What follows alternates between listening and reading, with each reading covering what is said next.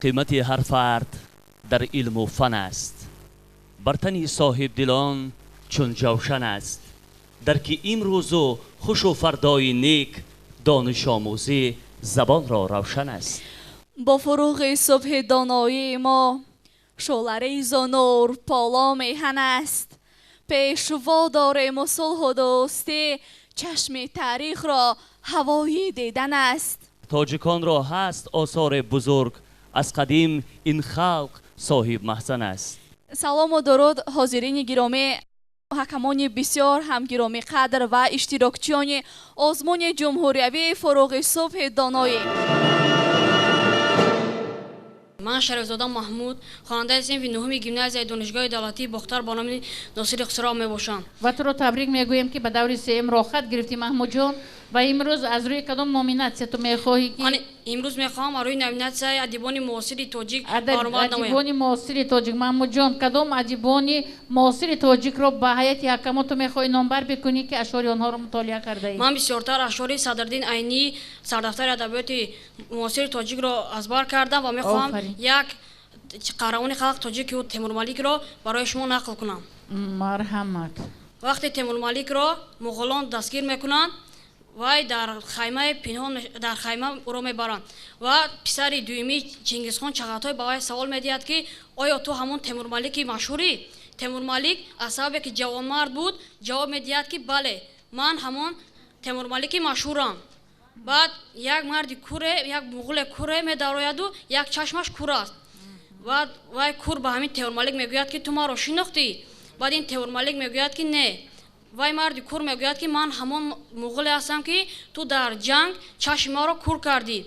عطر کفن ز خاک وطن کردم آرزو و حسرت که میبرم این آرزو به خاک. این سخنان تیمور ملیک از کجا پیدا شده این سخن؟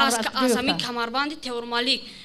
وای همین سخن رو برای نوشته بود که وقتی قلعه خوجان رو ترک میکرد از همونجا خاک گرفته بود و به همون نوشته بود که کدامی که همین وطندار به دست همین مرده من به دستت میرسد من میخوام که تو ما رو با همین خاک وطنم بگرانی که من شخصی وطندارم. مرحمت. هیئت حکما خواهش میکنم گفتنی بودم که همه کتابایی که من خوندم کلا نثرند. باشد ما هم زید نیستیم. مرحمت. از عبدالملک بهاری کدام کتاب رو خونده؟ از عبدالملک بهاری؟ بله. از فکرم نخوندم. فکر یا انیق محمود جان؟ انیق نخوندید. آفرین. باشد که برای چنین یک راست جواب دادنت. سه برادر از محیدین خوجایف. بله. مرحمت کن یک پارا مادر خان. همین یک پدر سه پسر داشته است. وقتی میمیرد میگوید که من یک کوزه طلا داشتم. وقتی که من مردم کوزه رو گیرید و در بین خودتون سه برابر تقسیم کنید. وقتی که وی میمیرد برادر خوردی پیش از همه رفته همون کوزه رو میکوبد و میگیرد. بسیار تشکر محمود جان. در روی خط ادبیات پیشنهاد کرده هست خاطره های امیر عالم خان مؤلف احرار مختارف. این چی است به فکر تو؟ ادبیات بدیعی است یا که یگان؟ این چیزی تاریخی است که امیر عالم خان سرگذشته مؤلف یا احرار مختارف این نویسنده است. نویسنده است. آفرین آفرین. یا تاریخ نگار است؟ تاریخ نگاری نویسنده. عالم است تاریخ شناس هستند. کتاب مؤلف کدام کتاب تعلیمی شما هستند؟ تاریخ صنف چندم هستند احرار مختارف؟ احرار مختارف بله.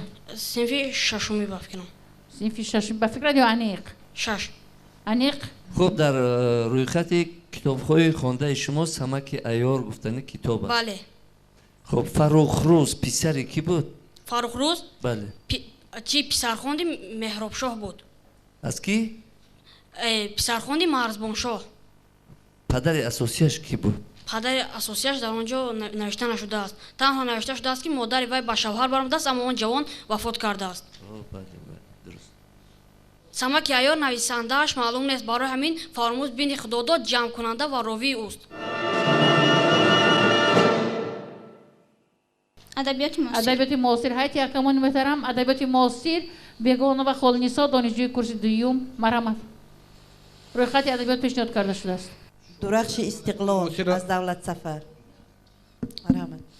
در اینجا در صحفه اولی درخش استقلال دولت سفر شعر درباره پیشوا. پیشوای عهد سرگشتن این امامت بوده است. این امامت فرض محروب سیاست بوده است. تاجداری های ما بر سر جلوی نو گرفت. این امامی استواری های قامت بوده است. پیشوای عصر نو بودن شکوه ملت است. پیشوا در کشتی امید نوح ملت است. در بدخشان سیاست لاجوردی مقام. تشکر زیاد. با چمیدن با چشیدن. بازار صابر. بازار صابر. هرچی او از مول دنیا داشت داد. با چمیدن با چشیدن. این اثر بازار صابر است و در آن مجموعه شعرهای او جمع‌آوری شده است. شعر زبان در آن داغستانی من اثر مشهور رسول غمزتف می باشد. این اثر را وقتی که محرری روزنامه یکی از روزنامه های همون داغستان با استاد رسول غمزتف پیشنهاد میکند که برای او مقاله نویسد برای داغستانی من و او با دوستش مقاله نمی نویسد و دوستش از او میرنجد و پس از 3 سال باشد داغستانی من را برای کتاب خود را برای دوستش پیشکش میکند و میگوید که این داغستانی من در یک مقاله نمیگنجد و بگذار که او را با کتاب شناسند. داغستانی من چنون بزرگ است که نمیگنجد میگوید. اینجا یک اثر است جلسه قسمت. بله. مؤلفش کیست؟ جلسه قسمت امیرشاه خطلانی. خب میتونه از این اثر اگون شعر قرائت کنید؟ ای وطن صاحب وطن بر خانه بختت نشست. با خیال سربلندی سر سختت نشست. تا تو باشی در امان تا تو باشی جاویدان. گشته گشته آن همایون بر سر تختت نشست. تشکر. سلامت باشید. از ایجادیات جلال اکرامی آگاهی دارید؟ جلال اکرامی؟ بله. بله دختر آتش در دوره مکتبی خونده بودیم ولی در اثرها نه. خب شما کتاب خرمای اعتقاد خونده؟ بله. شعر میدونید از خرمای اعتقاد؟ بله. او مرحمت. شعر این فرشته از نخست با عروس زندگی دوگانه بود. آفرینش جهان که نیز یک خیال شاعرانه بود. شعر بود و شاعران شدند عاشقش. شعر اختراع طبع شاعران نبود. در کلام بسیار تشکر خالنیسو. اینجا یک عجایب شد. دوری یکم دویمی آزمون با تو از روی نامیناسی ادبیات کلاسیک اشتراک کردید. در دوری سوم یک بار ادبیات معاصر حاضر میخواهیم. ما با اگر در حالت اونی که هیئت حکمون دستگیری کنند تو رو با سطح جمهوریوی با دور نهایی آزمون اگر پیشنهاد کنند تو در یک مدت کوتاه از ادبیات معاصر میتوانی آماده شوی برای در سطح جمهوری اشتراک کردن. بله. من امان‌آ دلنازه دانشجوی کورس دوم اختصاصی ژورنالیست ترجمان دانشگاه دولتی باختر به نام ناصری خسرو از روی نامیناسیای ادیبان معاصر با اجازت شما پارچه های نثری از کتاب داغ‌های آفتاب سعید رحیمی‌زاده افردی. طلوع جاویدان. آفتاب نظم روز غروب کرد. این سخنان از آغاز تجزیه رسمی است که بر ماتم پوشکین به تب رسیده بود. در روی خط ادبیات پیشنهاد کردند که از 30 نامگوی عبارت است. اینجا روی پسی اغوا پویس اورون کوهزاد را پیشنهاد کردی. همزمان از اورون کوهزاد باز کدام تالیفاتشون را میدونید؟ همین روی پسی اغوا را خواندم. به شما اگر باشد قهرمان های جای اورون کوهزاد را خواندید یا نخواندید؟ چرا؟ های جو. نه نخواندم. از کرامت الله میرزویف. ماجرای زندگی. بغیر از ماجرای زندگی باز کدام تالیفات کرامت الله میرزویف را میدونید؟ در ارزوی کرامت الله میرزویف در ارزوی پدر باز تمام معلمه جان. تماما. مرحمت هیئت حکمون روی خط ادبیات پیشنهاد کرده شده است. در روی خط ادبیات یک اثر است. نامگوی رو در بر میگیرد. مرحمت. در روی خط ادبیات پیشنهاد کرده یک اثر است با نام سربازان بی سلاح. اگر اجازه باشد با نویسنده‌اش کیست؟ سربازان بی سلاح فاتح نیازی. در این اثر را به شما کم گویم. این سالهای ҷанги бузурги ватанӣ мебошад ки дар бораи як оила яъне Ориф Олимов сухан меравад. инҷо Ориф Олимов барои ин асар сарбозони бесилоҳ ном гирифтааст ки ҳангоме ки сарбозони бесилоҳ ном гирифтааст ки онҳо ҳарчанде ки силоҳ ҳам надоштанд аммо ватани худро ҳимоя карданд. онҳо ба дар инҷо занони сабзбаҳори Гулрухсор. бале, занони сабзбаҳори дар шакли назм аст ё ки дар шакли наср? Дар шакли наср аст. ин дар шакли наср аст. қаҳрамонони асосии ӯ нишона мебошад занони шуҷои ин деҳа, яъне деҳаи сабзбаҳор ва ҳамчунин Майса Нозӣ ва дӯстдоштаи нишона диловар. Гулрухсор нависанда аст ё шоир? Шоирам ҳастаст маълима. Ташаккур. Марамат айт якам. сози мунаввара Фазлиддин Муҳаммадиев навистааст ва агар аз ин ягон ҳикояҳо бошад. боз кадом асарҳои Фазлиддин Муҳаммадиевро медонед? Фазлиддин Муҳаммадиев одамони кӯҳна ин восеро ки навиштааст. восеро Сотим Улуғзода нависондааст. қаҳрамонони асар худи восе мебошад ки ин асар дар Бухорои Шарқӣ яъне дар Бароҷувон соли 1888 рух додааст. дар инҷо қайд кардем восе ҳамчун як марди шуҷоъу далер. Мухтор дар кадом қисмати Тоҷикистон ҷойгир шудааст? Вилояти Мухтор, дараи Мухтор, дараи Мухтор дар ноҳияи Ховалин. хуб, духтаре ки ҷустуҷӯяш мекунам асари кист? духтаре ки ҷустуҷӯяш мекунам, устод ман намедонам инро аз кист. якчанд асарам нависандаро дар инҷо овардаи? баъде ки Осиё бозмон. Юсуф Акобиров. Юсуф Акобиров баъде ки Осиё бозмон, агар иҷозат боша ба шумо гӯям. Юсуф Акобиров дар инҷо баъде ки Осиё бозмон, яъне ки баъде ки осиёи онҳо боз мемонад, онҳо ба дигар деҳа мекӯчанд ва дар инҷо маълум аст ки Дилноза хеле хуб қироат кардааст. Марамат, ҳайати ҳакамон рӯйхати адибӣ дар дасти мову шумо ҳастанд. Адабиётҳои таълиф намудаи Шамсулло. Марамат.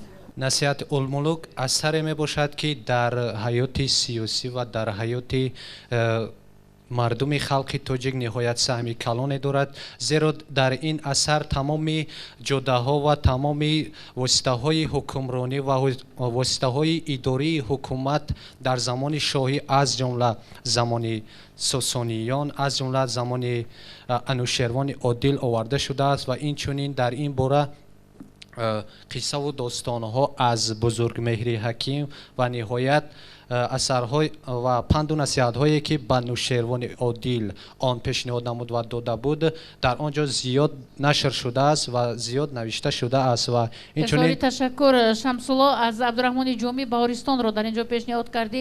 ба ҷуз аз Баҳористон боз кадом таълифоти Абдурахмони Ҷомиро ту медонӣ?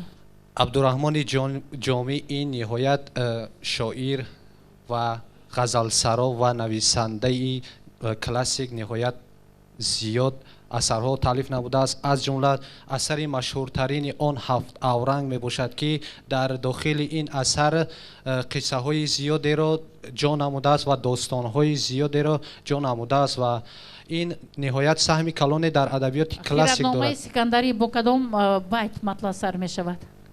Хиратномаи Сикандарӣ. Ташаккури зиёд. ҳамзамон аз ғазалиёти Шамсиддин Шоҳин аст ва ман як байт мегӯям аз Шамсиддин Шоҳин. бигӯ инро барои чӣ дар куҷо гуфт? ҳамин Калила ва Димна асари форсист ё аз ягон халқи дигар тарҷима шудааст? асосан асари Калила ва Димна асари асосан араби асос буда, бахшиш асари аз халқи Ҳиндустон ба мо боқӣ монда, он ба воситаи тарҷума ва ба воситаи забон ба забон, яъне ба халқи тоҷик омада расидааст ва онро асосан асари ривоятӣ низ меноманд ва онро нисбатан ташаккур. Калила ва Димна ҳамино ки ҳастанд? барои чӣ меҳастад Калила ва Димна? Калила ва Димна асосан баҳсу мунозираи ду ҷинс, яъне рӯбоҳу шалғолро дар бар мегирад ки дар ин асар ба воситаи ҳайвонҳо рафтору усулҳо ва рафтору кирдоре ки дар ҷомеаи онрӯза нақш меёфт, дар симои ҳайвонҳо онҳоро пешниҳоди хонандагон гардонидаанд. و شمسلو مالکای اطمینان برون کردیم که تو خیلی خوب مطالعه میکنی. به کتاب علم نیست گفتن بزرگان که حق است و راست. آدم سواد و معرفت را از کتاب میگیرد. کتاب است که انسان میتواند نیک را از بد، روشنی را از ظلمات فرق کند، جهانبینیش وسیع شود. شخصی کتابخوان هیچگاه تنهایی را حس نمیکند. کتابخوانی و کتاب دوستی مرتبه شخص را بلند میبردارد. آفرین. بسیار تشکر. و در قطار خط ادبیاتی پیشنهاد نموده در همون قل از مرگ صدخوری صدرین عینی یاد آوردی. مرحمت، مضمون اساسی این اثر. مضمون اساسی این اثر صدرالدین عینی با واسطه این اثر گفته است که قناعتمندی و خیراندیشی را آموزیم. این با ابراز منفی است یا که مثبت در این اثر؟ این ابراز منفی است به فکر من. یعنی چی؟ خیر منفی. خیر منفی. خیر نباشد چی؟ منفی. منفی. در کدام لحظه ها منفی بودن ابراز خورشکمبر رو میتوانی که اثبات کنی برای اهل تالار؟ وقتی که وای با بازار میرود و میگویند که قند گرفته قندچای کنید و یک تونه 7-8 قند میگیرد. و لحظه دیگرش در وقت نماز وقتی میگویند که بانگ سوخت و در وقت نماز با تمام قوتش داد میزند و در همونجا وفات. حسن دوستان حسن عربکش استاد ترسونزاده هستند و نام اسب رخش. رخش نام داشته. او اسب رو از کجا گرفت این رخش رو؟ میبرد تا بخارا در 1 دقیقه ما رو. خیال. خیال. کنی تیزگویا کار میدونی تو میگن. کنی تیزگویا گوی؟ تفتانی ما تفت دارد، تفتیری قفص دارد. تفتانی ما تفت دارد، تفتیری قفص دارد. آفرین. شما همیشه مجلسی شما جنگ رستم و سهراب رو خونده؟ بله. کی نوشته اینا؟ ساتیم این اساساً به نظمی چی ابوالقاسم فردوسی نیست اما به نسلی ساتیم اولوقزاده. ادیبانی ادبیات بچگانه نویس رو میدونید؟ میرسعید میرشکر، علی باباجان، یوسف جان احمدزاده، لطافت کنجا، گلچهره سلیمانی، عزیزی عزیز. همین تاجیکستان وطن نوروز است. محمد غایب خون کنی؟ این مجموعه شعرها است. خوب. یک شعرش رو قرائت میکنم. باشد.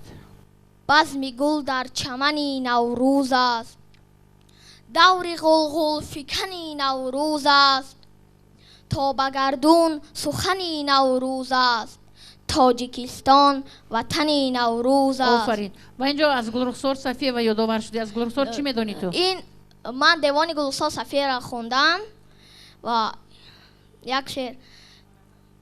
معنی تاجیک را گویند خلقی تاجدار، ملتی تاجیک را گویند گرد و بردبار، مسکنی تاجیک را گویند همرنگی بهار، خانه تاجیک را گویند زیبی کوهسار. معنی نامی تو در تصویری به پردازی من، جانی من، ایمانی من، وجدانی من، آوازی من. اینجا یادآور شدی از کشتی سفید چنگیز ایمت. بله، این درباره یک بچه قصه میکند که تنها با بابایش مونده است و پدرش از مادرش جدا شده است.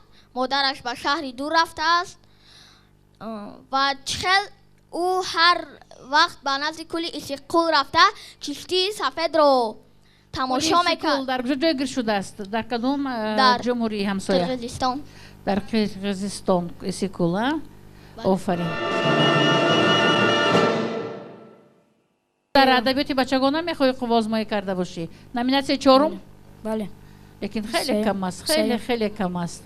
اما اگه از 20 نامگوی عبارت است که بغیر از این کتاب خوندم، من باز سرگذشت موگ، 3 برادر و بسیار میخواستم که لایق جان اگر که تو پورا اون اشعاری رو که خوندی تو به این روز درباره اون معلومات داری، فهمیش داری، اونا در روی کاغذ باورده باید یکمان پیشنهاد میکردی، ولی متاسفانه خیلی کم است و اینجا یادآور شدی اگرچند که ادبیات بچگانه است داستان ضحاک و کاوه آهنگر مرحمت از این چی میدونی تو؟ داستان کاوه و داستان ضحاک و کاوه آهنگر این درباره یک پادشاه ظالمه که با نام ضحاک بود نام می‌رود و از آن سببی که ابلیس آمده است که کتفان او بوسه میکنند در کتف آن دو مار پیدا میشوند که آنها تنها مغز سر انسان را میخورند و آرام میگردند و کاوه کی بود؟ کاوه آهنگر این شخصی بود که 17 پسر داشت و کاوه هنگامی که پسران او را میکشد و کاوه به نزد ضحاک آمده پرچم کاویان میگن همین چه خیلی میفهمی تو؟ پرچم کاویان بله این با فکر من لیوا میگن پرچم میگن لیوای کاویان این در نظر من آن است که هنگامی که آنها با جنگ ضحاک میروند پوستین بدنش را که در تن خود داشت آن را گرفته در سر یک چوب همچون پرچم میمونه و همزمان داستان سیمرغ و زال داری این داستان از کجا گرفته شده است؟ سیمرغ که زال کیست؟ داستان سیمرغ و زال این از شاهنامه ابوالقاسم فردوسی می باشد و نقش سیمرغ است چی است اینجا؟ نقش سیمرغ در آن است که شاهی که هنگامی که خیلی پیر شده بود و میخواست که صاحب فرزند شود و مقصدش میرسد و همان زمانی که پسردار می شود و یک هفته با مدت یک هفته سیر پسرش را به خود شاه نمیگویند که موی سر و پشم او سفید است و هنگامی که بعد از یک هفته شاه این سخنان را می شنود و خیلی غمگین می شود و با خدمتگارانش ما یک درمی حاشیه گفته‌های معلم پرسش کردن همین چی معنی دارد که مارهای سر کتف ضحاک هیچ چیز نمیخورند فقط مغزی سر میخورند و آنم مغزی سر جوانها را برش این از آن سبب بود که همان ابلیس کی بود میخواست که تمام انسانان را نابود سازد از زمین و خود میخواست که صاحب همین مملکت شود. لطیفه میدونی؟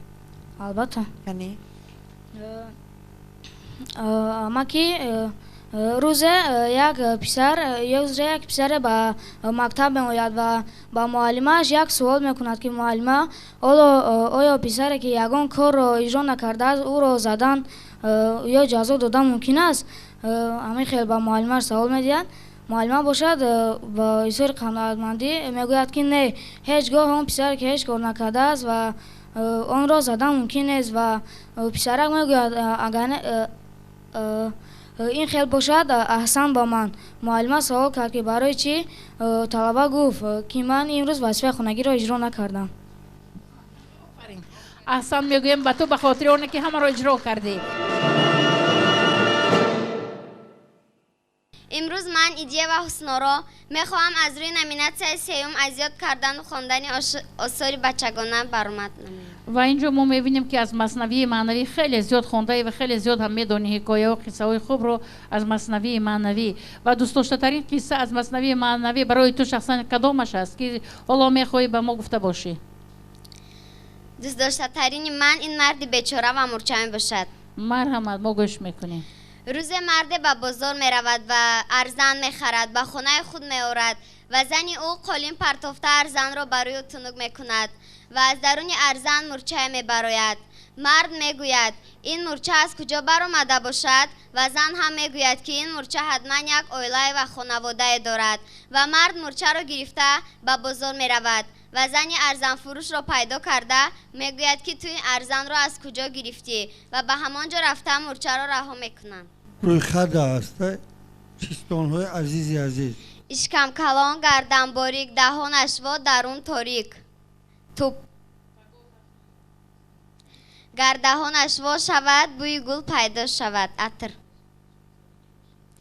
خودش در زمین صدایش در آسمان حرف ما از پامیر آمدیم مسکو روان شدیم خوب کردیم خوابیدیم اندر وگان خستیم بیدار شدیم در کاگان گفتیم انا مسکو جان مسکو خیزید یورم فروید با مسکو دروی من کاندکتوری موی سفید خندید و گفت و ایستید مسکو نه این کاگان نفروید از وگان باشد که دعای مادر غایب سفرزاده مادرنامه لایق شیرالی را میتونم همه از لایق شیرالی با کنج صندلی بنشسته شبها مادری پیرم تو شاید جامعه دامادی میدوزی به صد نیت که روز توی کرده در قد من بشکنی ارمان ببینی تو برنگی نو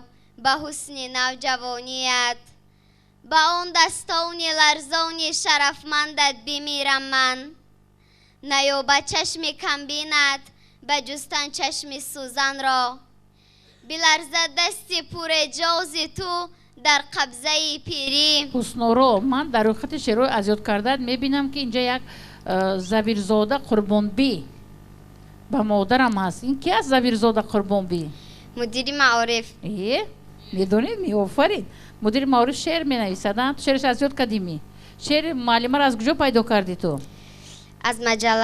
از مجله خونده کن یک قرائت کن که گوش کنیم ایا مادر توی پشت و پناه من توی نور زیای صبح و شام من کنم تکرار نامت را همیشه شود شیرین از این حرف و کلامی من به خاطر مادران به احترام مادران عزیز به مادری که حسنورو رو تولد کرده و به چنین سطحی بسیار بلند رسانده است افتخارنامه وزارت مالی و علم جمهوری تاجیکستان تقدیم کرده می شود. من میخواستم از روی نمیناتی ادبیات معاصر قوه آزمایی کنم و اینچنین میخواستم که از روی خط علاوه پیشنهاد کردم از ادبیات جهان نیز به من سوال دهند سوالها پیشنهاد نمایند. ابوالقاسم لاهوتی بله یک کتابی هست درباره مکتوب‌های ابوالقاسم لاهوتی و صدرالدین عینی آن را مطالعه کردم. نظم یا نثر؟ نثر. نثری است. قهرمان‌های اساسی‌اش رو می‌تونید؟ در قهرمان نیست در آنجا درباره مناسبت دوستی صدرالدین عینی و ابوالقاسم لاهوتی اینچنین مکتوب‌هایی که آنها به همدیگر می‌کردند. مکاتبه عینی با استاد ابوالقاسم لاهوتی. مرحمت هایتی کمان خواهش میکنم. ما در ادبیات معاصر تاجیک ادیبان داریم که اثرهای فانتاستیکی بنویسن. فانتاستیکی؟ بله تخیلی. عبدالملک بهاری. کدام اثر؟ نسیم تازه. انیق؟ بله من اون رو خوندم. درباره چی است؟ درباره به دیگر یعنی به دیگر سیاره سفر کردن یک نفری که وی جمال نام دارد و نام اون سیاره فانتاستیک نو در می باشد. این چنین عدش استاد درخت پخته چورمغز. درست. پالات کنجکی اثری کی است؟ فضل‌الدین محمدیف. خوش. قهرمان اساسی ابراهیم جان خیرامان. این چنین اون در آنجا درباره حیاتی پرجوش و خروشی یعنی زنی خیلی جسور خیرامان بود که وی یعنی در کرنچ کشته کار میکرد یعنی در همین ساحه خدمت میکرد و ابراهیم جان که وی یعنی ژورنالیست بود و این چنین در یک بیمارخانه در آنجا تبابت میگیرد و در آنجا با نفران زیاد شناس میشود در همان باره معلومات داشته است. از آثار ادیبان معاصر کدامش عین حال در تاجیکستان فیلمنامه ها به نوار گرفته شده است؟ کرامت الله میرزا. کدام؟ در ارزوی پدر نشان زندگی آنها را من مطالعه کردم.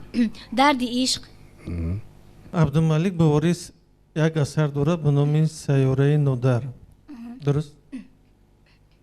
درباره چی است؟ درباره یعنی یک پسر بچه هست که یعنی جمال با اون سیاره سفر میکنه. شما گفته که نسیم تازه گفتنی اثر داره؟ اثری و یعنی جنبه شده از نسیم تازه یعنی زنبوری عینکدار یعنی که یعنی کاری دکتر منصوروف که وی در آنجا نیز یک حکایه دیگر است باز در آن این چنین یعنی یک چند حکایه وی جمع آوری کرده شده است نسیم تازه باز یک دیگر است که یعنی فانتاستیکی سنبوله یعنی در آنجا درباره ماشین سنبوله زنبور عینکدار سیاره نودر همه حکایه فانتاستیکی اینو دوام یک دیگر است بله اما نسیم تازه این شاید یک قصه دیگرش باشه من همین کتاب رو مطالعه کردم. نام آن نسیم تازه است و در داخل آن همین حکایات جنبست شده است. و جلال کرومی در اثر خود تخت واژگون به چی اشاره میکنند؟ درباره یعنی که در همون زمانی که در بخارا یعنی که بسیار شخصان میخواستند که حکومت رو به دست خود گیرند. مثلا اسد مخصوم که وی میخواست که خودش رو بعد از علیم خان امیر کنه و در آنجا بسیار نفران رو جمع کرده بود که میخواست، اما وی یعنی که خوشبختانه وی بین اردش نمیرسد و همین با همین حکمرانی اخیرا امیر بخارا به آنجا میرسد.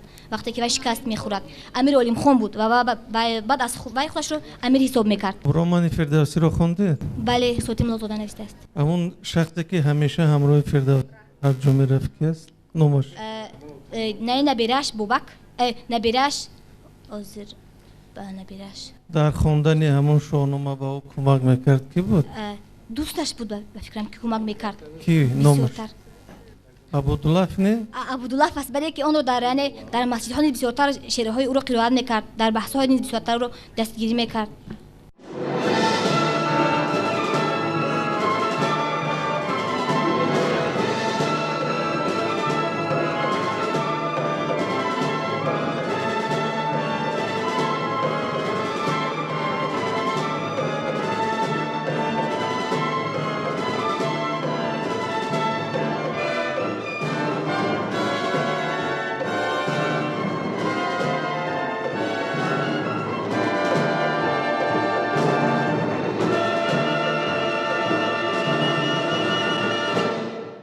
مرحمت هایت یکمون آیا شما ادبیات کلاسیک میخواهد امروز خود را از روی نامیناسی اول معرفی کرده باشد؟ مرحمت. شاهنامه ابوالقاسم فردوسی را به طور پورگی با نثر مطالعه نمودم و به نثر کی گردونده شاهنامه را؟ ساتی ملوغ زاده. الحال میخواستم که با نظم از شاهنامه ابوالقاسم فردوسی داستانی کاوه و ضحاک رو به شما پیشنهاد. مرحمت. داستانی کاوه و ضحاک به پورگی. من فقط همین داستان رو به اساسیت مصرگی از یاد نمودم. باز غزل ها میدونم. از کی میدونی غزل؟ غزل ها از کمال خوجندی، از ابو عبدالله رودکی، از بیدی. از رودکی کدام غزل رو میدونی؟ از رودکی غزل های تا جهان بود اثر آدم فراز. باز هر بود که از سوی بخارا به من آید، با بوی گل و مشک و نسیم سمن آید. بر هر زن و هر مرد کجا بروزد آن باد، گوی مگر آن باد همه از خود تن آید. نی نی ز خود تن باد چنین خوش نوزد هیچ، کان باد همه از بر معشوق من آید. و با شما افتخارنامه وزارت مالی و علمی جمهوری تاجیکستان برای اشتراک فعالانش از روی نامینات اول ادبیات کلاسیکی میخواهد امروز جبرائیل در نزد شما برآمد کند. احترامونه خواهش میکنم برای خط ادبیات پیشنهاد کرده جبرائیل شناس شوین و بعدا از آن اگر از جبرائیل پرسون میشویم که او با کدام دستاویزها با کدام آمادگی‌ها به دور سیمی آزمون امروز آمده است. احترامونه خواهش میکنم. مرحمت روی خط ادبیات رو پیدا کردید؟ مادر مای مادر مای از کی است قرائت کنید؟ مادر مای اصلا این قصیده از استاد رودکی می باشد. مرحمت کنی؟ من این قصیده را مطالعه نمودم اما به طور نظم که است از یاد نمودم. برای چی پیشنهاد کردی؟ номинатсияи классика шумо баромад доред. Унҷа тибқи низомнома боз талаботҳо ҳастанд. Дар маҷмӯъ чанд ғазал шумо аз ёд кардед? در مجموع زیاده از 35 غزل از یاد نمودم.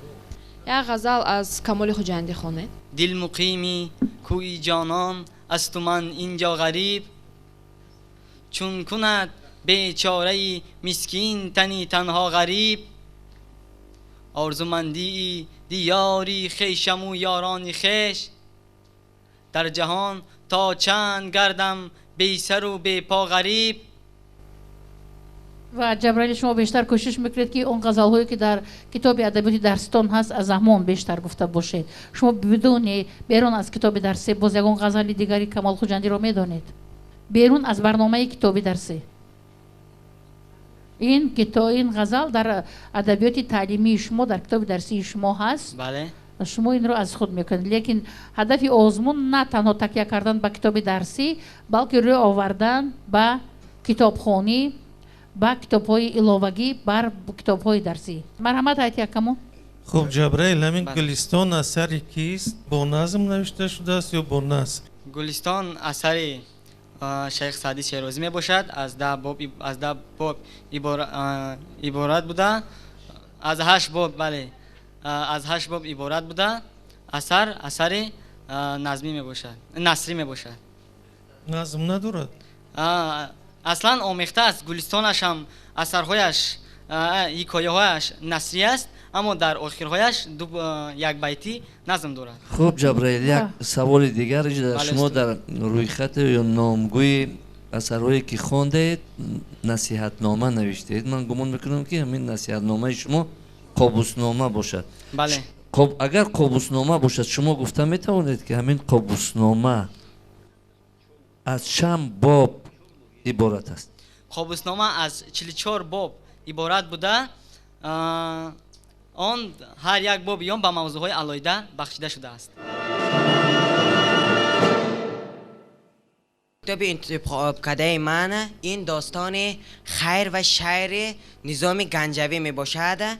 یعنی در این اساساً خصلت‌های بد و نیک انسان به نام آدم‌ها آورده شده است و به نام خیر یعنی خصلت‌های تمامی آدم نیک و به خصلت‌های بد یعنی به نام شر آورده شده است.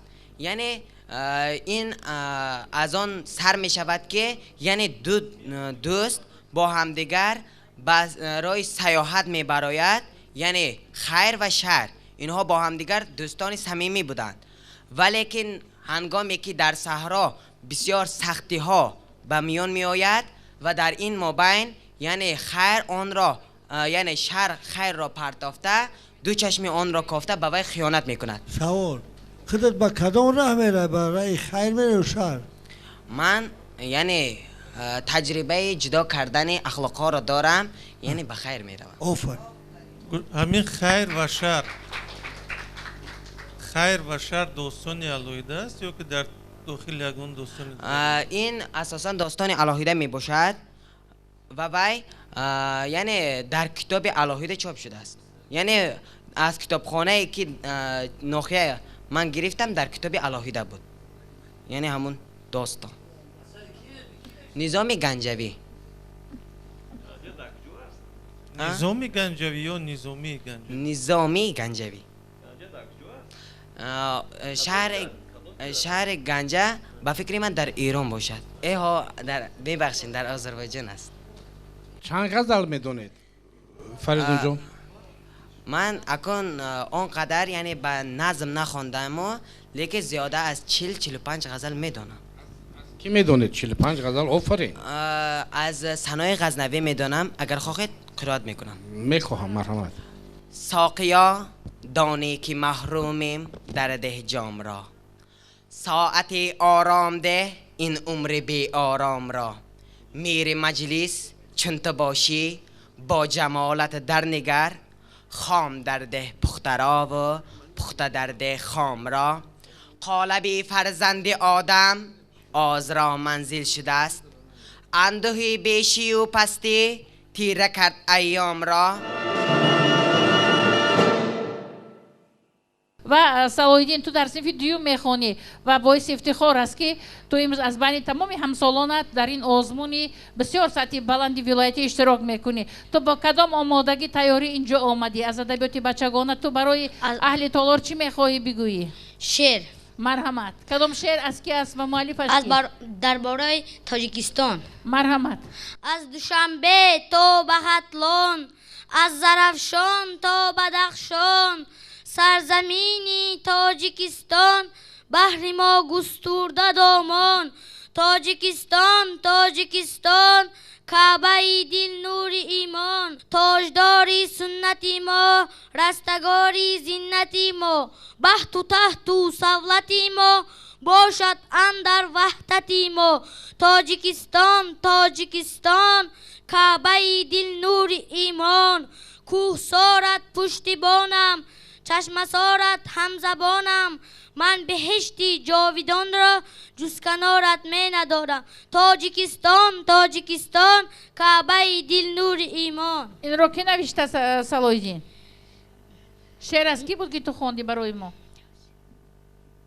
بهترین شعر از گفتم مهرنیسا بود معلم. مهرنیسا از مهرنیسا آفرین صلاح‌الدین تو با چی باز کدام دستاویزکتی آمدی اینجا با چی میخوایی برای ما یگان چیستان میگوی یک شعر دیگر میخوانی یا کنی یگان شعر دیگر میدونی تو مرحمت وطن وطن وطن منم به تو تنی وطن حسم اگر هستی تویم کسم اگر کسی تویم وجودی من وجودی توست من و تویم هموطن وطن وطن وطن وطن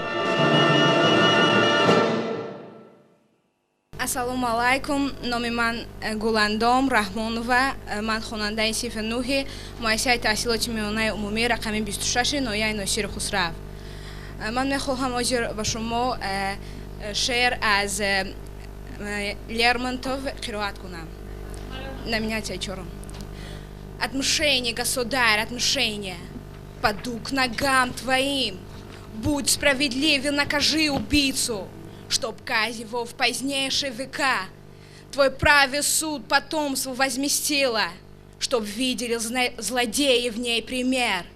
Погиб поэт, неволный к чести. Пал, оклевательный молвой, со свинцом в груди и жаждой мести, поникнув гордой головой. Не вынесла душа поэта позора мелочных обид, восстал он против мненной света, один, как прежде убит.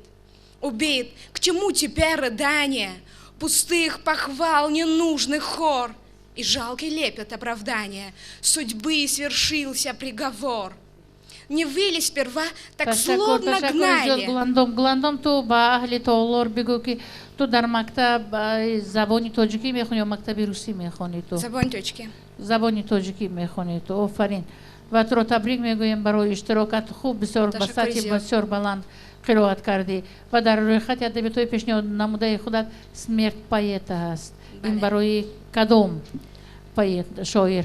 Пушкин, Александр Сергеевич Пушкин. Ага. Марама, Гуландон, ты больше с кем разговариваешь на русском языке там дома? На русском языке я, в школе я учусь, и потом я с мамой разговариваю и с подругами. Но ты без акцента говоришь на русском языке, почти без акцента. Мне нравится русский. Молодец, молодец. Очень.